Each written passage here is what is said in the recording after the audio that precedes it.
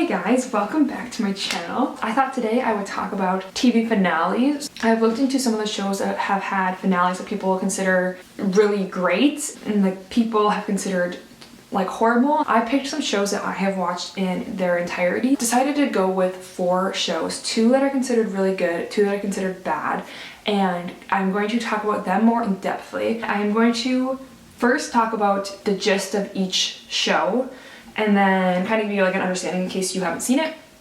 And then I'm going to talk about the finale specifically. So I think I'm going to do each show, each finale. After I've done all of them, I'm going to talk about the specific characteristics of each finale and how they contributed to the show as a whole and why I think how the finale went either made the show better or worse. So I say let's start this on a good note and start with some of the good shows. The first show I want to talk about is Fleabag.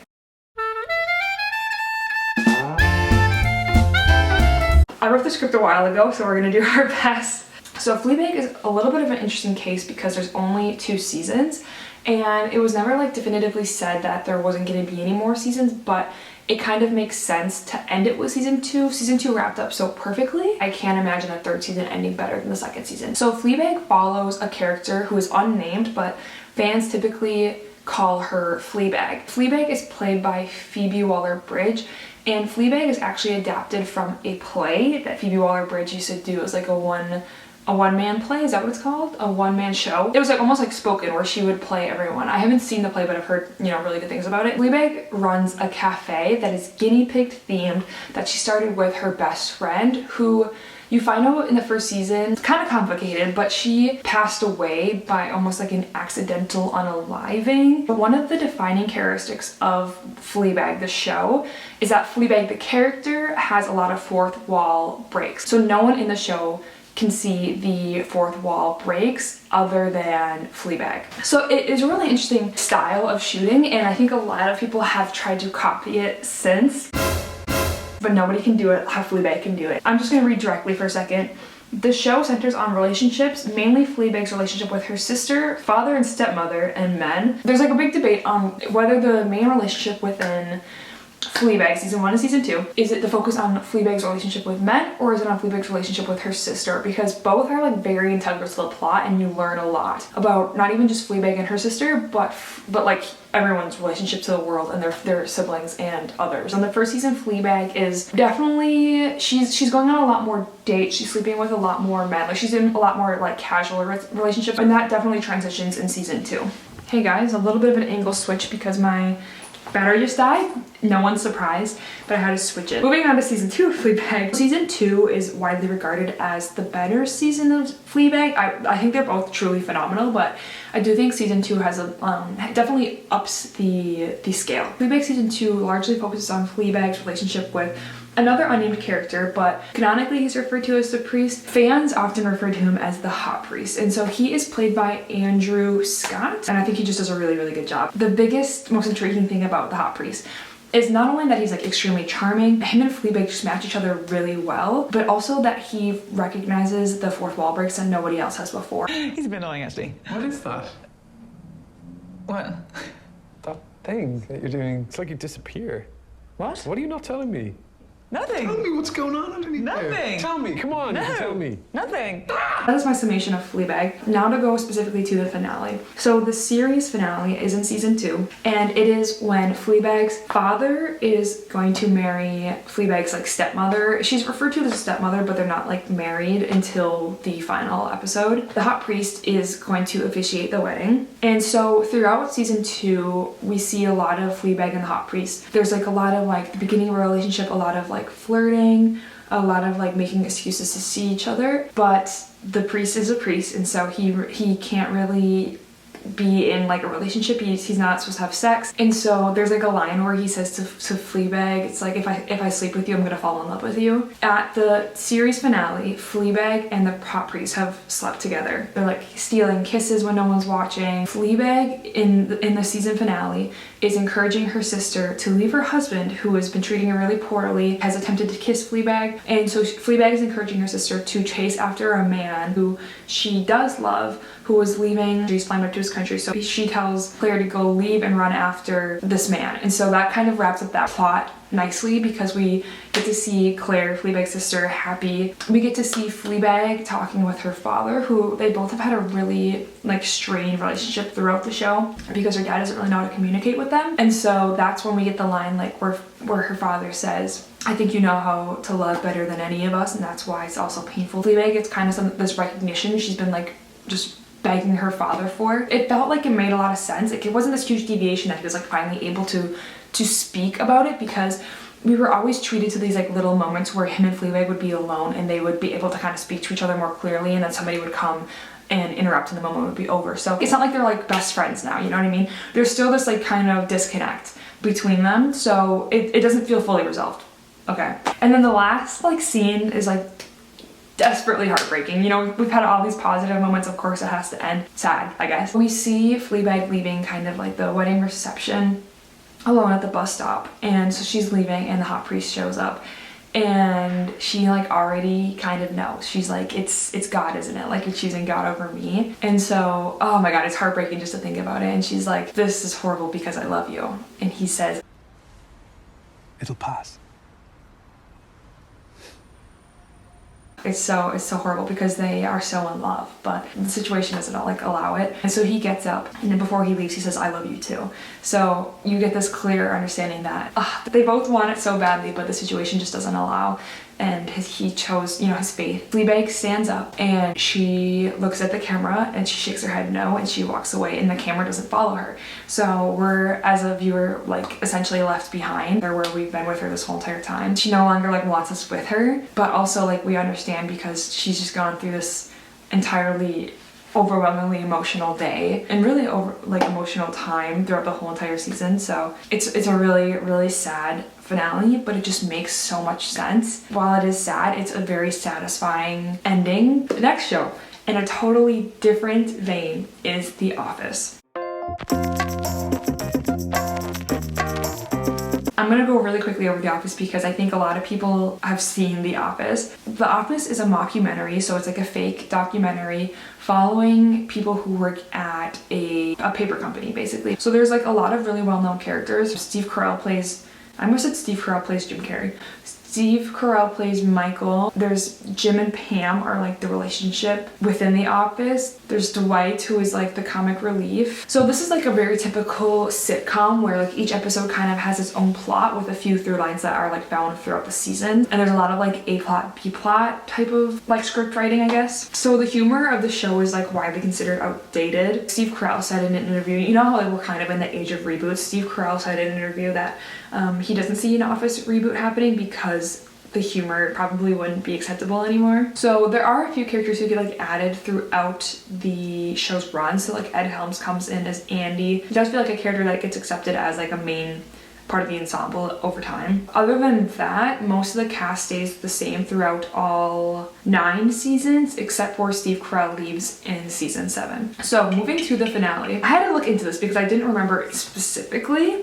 but I do remember like liking it. This episode is like a goodbye episode that is almost allowed because of the mockumentary format. So everyone comes back after being away for a few years to kind of do the catch up with the documentary, like where they are now. Dwight has gotten promoted at work, the promotion that he's been working for like throughout the whole entire show run. He's marrying Angela, so you know their love story we get to kind of see throughout the whole show. And so the ending is also kind of focused on Dwight and Angela's wedding. Jim and Pam were a relationship that formed, and they were both within The Office as well, but their relationship formed much earlier. So Jim and Dwight sat next to each other throughout the whole entire show, and so they've had like this really entertaining back and forth. And so Dwight has asked Jim to be his best man, which Jim is, until he tells Dwight that there is this rule in Dwight's family that the best man can't be younger than the groom.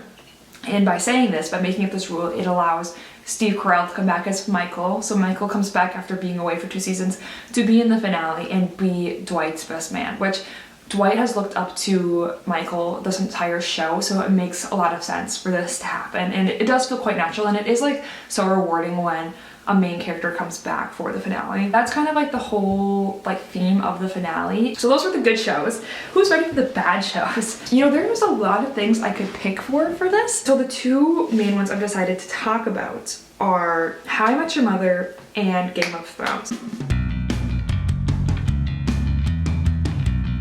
Just a little background from me. How I Met Your Mother was from middle school onwards. I really watched How I Met Your Mother a lot. I think the show in general is so smart. If you haven't seen How I Met Your Mother, it ran for 9 seasons and it follows, again, kind of an ensemble cast, but a much smaller one than The Office. So there are 5 main characters. The main character is Ted Mosby, and then it's his best friend Marshall, Marshall's partner Lily, who also is pretty close with Ted, Barney, who is the bachelor of the group, I guess, and then there's Robin. They're all like relatively connected, which I think is like a great thing about the show, is like any 2 characters could be paired up and you're like, okay, now this makes sense. Like they all have unique relationships, but they all kind of make sense. And so it follows the 5 of them living in New York City at the end of their 20s into like their 30s. The main character, Ted, is an architect. One of the main plot devices of the show is that Ted is really interested in like getting a wife and settling down. So he's really interested in like dating and finding a woman, especially considering his best friend Marshall and Lily have been in love since college, and like they've only really been with each other. I personally, my favorite character of the whole entire show is Marshall. One, because he's from Minnesota and I'm from Wisconsin, but like my dad's from Minnesota, so I like the Vikings. Marshall likes the Vikings, and Marshall's a lawyer. He's interested in the environment. I'm really interested in the environment, and I just think he's a really good character, a really good guy, and he's really funny. So I really like Marshall.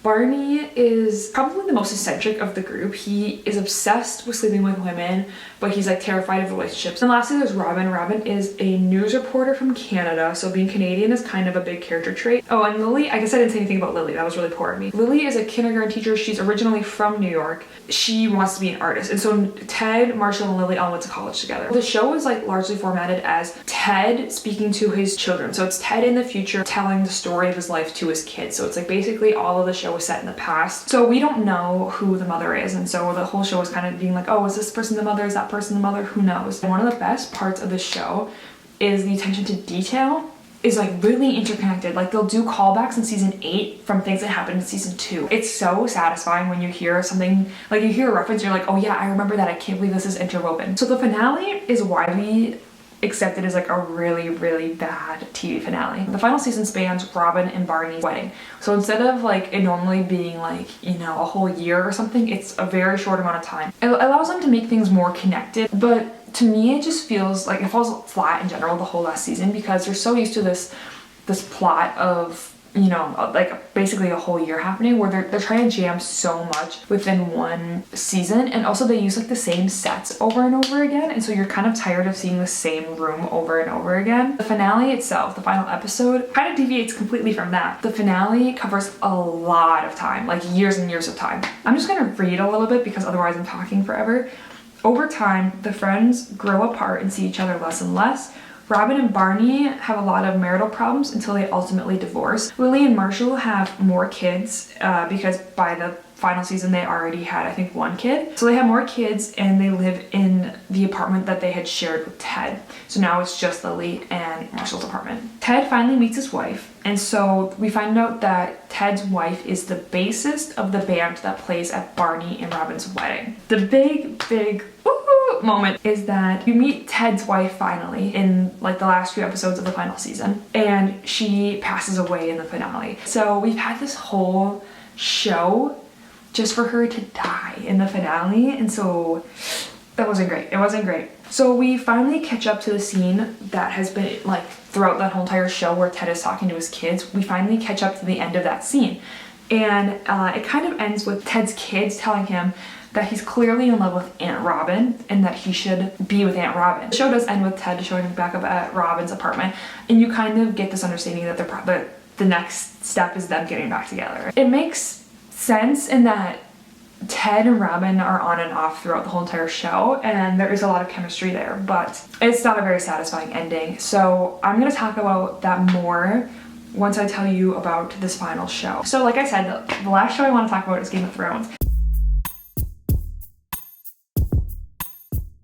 I'm gonna read more because the show has so much plot and so many things going on that there's no, it would take me an hour to cover it because the cast is so big and there's so many things happening. I'm just gonna read. And this isn't from my script, so I wrote this. So I said, The show probably does not need an introduction. It is one of the most widely watched TV shows, and Game of Thrones follows a lot of different characters in their quest to become the ruler of Westeros. That's why it's called Game of Thrones, because it's the game, the fight for the throne of Westeros. So there are a lot of favorite characters in this show, including the Starks. There's Arya Stark, there's Sansa Stark, there's Jon Snow, who is like the bastard of the family. That sounds so horrible, but the Stark's father, you know, had an affair, and so the rest of the Starks don't share the same mother as Jon does. And then there's Bran Stark. There's a lot of Starks, basically. There's also Tyrion Lannister. So the Lannisters are another really iconic family from the Game of Thrones. There's Cersei Lannister, there's Jaime Lannister, and there's Tyrion. I also really liked Tyrion. Lastly, Daenerys is a really well-liked character, and that's played by Emilia Clarke. She's really well known for her blonde hair, and she is the mother of dragons, Khaleesi. Words. She was like really regarded for being the breaker of chains is what she was called, so like freeing enslaved people. I think she was probably the favorite to have the throne. It's a very complex show and would take a lot of explaining, especially since I don't think I even got everything while watching, because there's so many names and so many people and so many there's so many languages. So I'm sure a lot of things actually went over my head. The main thing to know was that this show was extremely popular, partially due to its unexpected twists and deaths. No one was safe, and fan favorites were killed off without warning. The finale, this one is particularly rough. There was a lot of death the episode before, so kind of where the finale takes place is Daenerys, who I said was like a really well-liked character. She comes with her army and her dragons, and she's pretty relentless. She just like practically kills everyone. Cersei and Jaime Lannister are killed under rubble. So Cersei's thing, she's really ruthless and vicious, and that has given her a lot of enemies. And so she's just gone through this whole show like somehow surviving. The way she dies is so anticlimactic, just like under rubble, like not even this like grand murder or anything. That was already kind of a big unsure moment.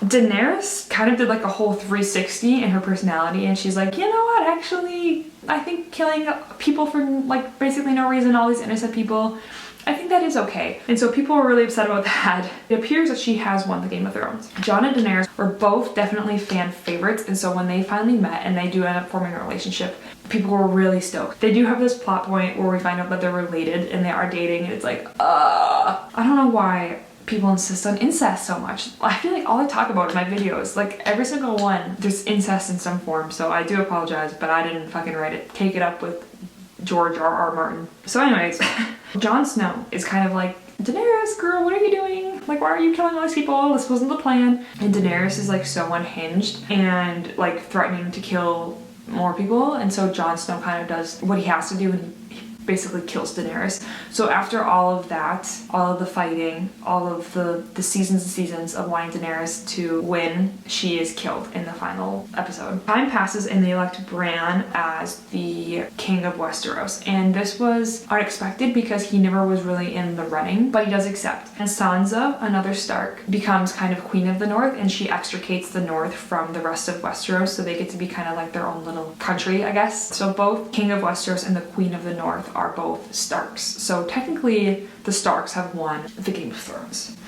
Okay. Now that I've gone over the shows and the finales, I'm gonna give you my thesis on what makes a good finale and what makes a bad finale based off of these shows specifically, and then a few other little ones sprinkled in that I'm not gonna tell you everything about because hopefully you've seen it. And if you haven't, then just don't listen, I guess. I don't know. The first reason, I mentioned this when I was going over finales, but I just want to like speak about it specifically, is I think one of the biggest reasons a finale will succeed or will fail is on how the character acts in the finale correlates with how they've been acting throughout the rest of the show.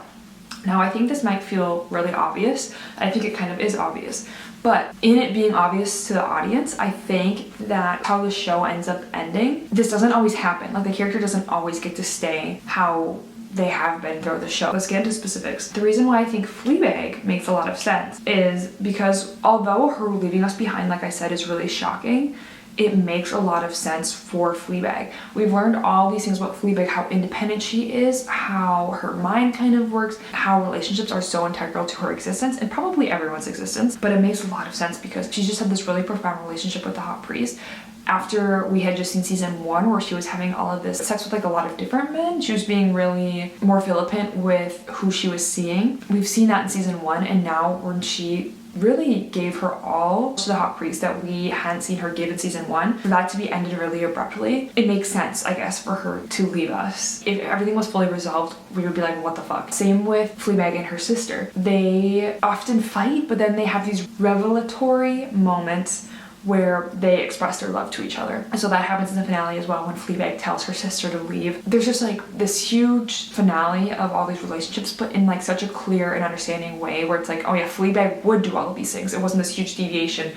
Like if she all of a sudden sort of like begging the priest to stay with her, or even if the priest would have stayed with Fleabag, I think that would have been even more like, that would have been more unsatisfying because it doesn't make sense because he is so dedicated to being a priest. Anyway, so that's kind of what I'm thinking for Fleabag. The Office is like everyone coming back and life points being revealed for each character. That makes sense, I guess. It's not anything profound, but it's really satisfying in that you get to see all these happy endings for all of these characters, basically. But like that's an example of it making sense, I think. More specifically, this is clear when we're talking about situations where it doesn't make sense. So, How I Met Your Mother. I think that one of the largest fucking issues is that we just saw this whole entire season of a marriage just for the finale to be like, oh, just kidding, the marriage doesn't work out, they get divorced. So it's like, why did we just sit through, this is a network sitcom, so like 20 some episodes of a wedding just for the wedding to be dissolved. But in that same vein, you're understanding that Robin and Barney are really in love with each other because they're getting married. That them being like, okay, I guess we should call it quits feels unrealistic. And then we're like the whole thing of Ted's wife dying. It's like we just spent a season. I think I meant show. Waiting to meet this woman. You're telling me we're gonna end by saying Ted is over her now when we have just met her and now he wants to get with Robin. It's like, it just feels really disrespectful to the audience to be like, oh yeah, we just had this whole entire show leading up to this character and we actually don't care about this character at all, even though we've been telling you to care about this character for so long. And even though we've shown you Ted loves this woman like no other, Ted loves her so much that he's telling his kids season-long stories about her, he actually got over her and now he's with Robin feels just really inauthentic. And also years pass and we see the group of 5 slowly like growing apart from each other, and that in itself feels a little unrealistic. I understand life happens and like that maybe is a realistic thing that would happen, but within the confines of the show it doesn't feel like it makes a lot of sense because we just saw seasons, I know I keep saying seasons, but we literally just saw 9 seasons of them being this close-knit group of friends who spend so much time together to them growing apart. It feels inauthentic. It doesn't compute. That's not what we've seen this whole time. That's my first for How I Met Your Mother. Next, moving on to Game of Thrones. As I was like saying when I was going over the summary of Game of Thrones, the biggest character diversion is definitely Daenerys, which is so upsetting. We see Daenerys literally interacting, especially with all these men, and she's this little woman, and we just see her best them over and over again, and she frees their people, controls these dragons, and she's just this really ethereal, amazing character, an amazing woman. And then we see that quickly taken away, and all of a sudden she's this tyrant who doesn't care who dies, when her whole like personality throughout the seasons had been her caring so deeply for like different groups of people, and like her fighting so relentlessly just for her to be killed, which I know people die in Game of Thrones like nobody's business. It didn't feel right, I guess, for her to just die after all that and after doing something that felt so out of character. And then I mentioned earlier too, like Cersei and Jaime being crushed under rubble. I remember specifically when I watched the finale, because I didn't watch Game of Thrones, like I wasn't caught up the whole entire time, but I think the last season, maybe season and a half, I know for sure a season, I watched in time with everyone. So I watched the finale with everyone. When Cersei, I remember specifically when Cersei and Jaime got like trapped under the rubble, I kept expecting there to be a scene coming, like going back to them, of them like climbing out of the rubble or something, like surviving somehow. And when that never happened, I was so surprised because it just seemed so inauthentic. When Cersei's whole entire thing was people trying to kill her and her not being killed, for her to be killed in this super anticlimactic, undramatic way felt really like, oh, come on guys, like for real. That was my big first thesis point. My second one, a little bit more specific, but I think that my examples I've chosen fit it really well. So I think that the way we structure shows in general, sorry, give me one moment please. The way we structure shows in general is so important. So one of the big things about How I Met Your Mother and Game of Thrones is that they are structured in a way that we're building up to this huge thing that's gonna happen. So How I Met Your Mother, it's like this huge thing is gonna happen. We're finally gonna figure out who Ted marries, who is the mother. And with Game of Thrones, it's like we're gonna find out who wins the Game of Thrones, who is going to be the ruler of Westeros, and who is gonna die getting there. Every season was building up to this grand thing at the top. And I just think when you structure a show that way, it is really hard to live up to that. I guess, okay, I think that a thing that annoyed me about How I Met Your Mother is that Ted's wife ends up being this character we're meeting for the first time at the end of the show. I wish Ted's wife would have been a character we had seen throughout the show before. Like, it had been in the show at least maybe a few times or maybe early on or something. I think if it would have been someone who had been in the show, not as a main character, but would show up like intermittently or something, we'd be like, oh my god, she was Ted's wife the whole time. We just didn't realize it was her. Whereas when it's this random girl, it's like, oh, so we never could have known. We never could have guessed who it was. I think another example of this for a show that I didn't talk about is Pretty Little Liars. So I think Pretty Little Liars finale was also considered pretty lackluster. People didn't really like it. It's about a group of high school girls and somebody named A is threatening them. So there's A is sending the girls texts and like doing kind of like messed up stuff to their lives. And so the whole show is based around the premise of finding out who is A, who is threatening these girls. And so we find out who A is in the final episode. And it's this random person who like I don't even think it would have been possible to figure out who they were. Hello, sister. I think when shows are structured this way, as in who is the mother, who is gonna win the Game of Thrones, who is A, you're building up all this hype and people are trying to do all of these different things to figure out who it's gonna be. Whoever it ends up being is almost always going to be a letdown because I think it's really unlikely that the person it ends up being and the story of how they ended up being that person typically falls short of what fans come up with in their theories. It's like impossible to live up to the hype. Fleabag and The Office, on the other hand, aren't built this way. I personally really like this kind of storytelling where the structure of the show or movie or book is kind of just like the person living their life and then things happening within their life. But there's not like this huge overarching thing, such as who is the mother, who's gonna win the Game of Thrones. It's just them living life and things happening within their lives. Fleabag, we're just following Fleabag around. We're seeing what Fleabag's doing. Fleabag's running her cafe. She's going to dinner with her family. She's going on dates. She's meeting the hot priest. You know, it's just like her living her life and things happening within her life that like shake things up, basically. And so we don't really have this expectation because it's like we all know what it's like to live a life. We know how mundane it can be. So I think anything that happens that makes sense and isn't too crazy, it's kind of exciting. And so that allows for a finale with lower expectations. Same with The Office. I think specifically their format was easier than others because it was this mockumentary format. You know, documentaries have to end. The whole show run of The Office was them living their life in the office. You got to see all their meaningful relationships and dynamics throughout the show, and so there wasn't this super overarching expectation. So I know I mentioned really quickly Friends too. I think Friends, this is similar. It's people just living their lives. You're seeing this friend group do their own things, but they ultimately come together and they do a lot of things together. A lot of the pairings make sense. And Friends ends with them leaving the apartment, I'm pretty sure. So it's like, it's this really sad thing, but it makes a lot of sense because they're going on to do their own things. But Friends was never reaching for some ultimate goal, you know? Or we were trying to figure out who the fucking father of Rachel's children are, you know? It was just them living their lives and you kind of just getting to like peer in. I think those are my two main points, is that your finale can't delineate too far from one, how characters would act, and two, how the plot has been going throughout the show. Characters have to make sense and plot has to make sense. That's my first point. My second point is when you build a show on a structure of what's gonna happen at the end, oh my god, we've been building to this for a million seasons, what is gonna happen? If you have a show structured that way, you're gonna disappoint a lot of people. It's very, very hard unless you have this crazy, crazy idea. I would love, if anybody has gotten this far, I would love if you could contribute in the comments any other shows that follow the same structure that maybe fit within my thesis, but also any that you're like, oh no, this happens in this show and it totally does not agree with your thesis. So, because I'd love to talk about it. I just wanted to do a little video on TV finales. They're so hit or miss, you know, people almost always have opinions. So those were just some well-known ones that I know people have a lot of opinions on that I've happened to see, so I felt like I could actually give my thoughts. So please let me know if you agree or disagree with anything, because I think there's so much to say about all of this in general. Thank you for watching. I'm gonna come at you with another video essay soon, I think. So I will see you in my next one. Subscribe if you like this video, because I'm just gonna keep making similar content because it's what I enjoy. So thank you. Mwah. Peace, love, and happiness.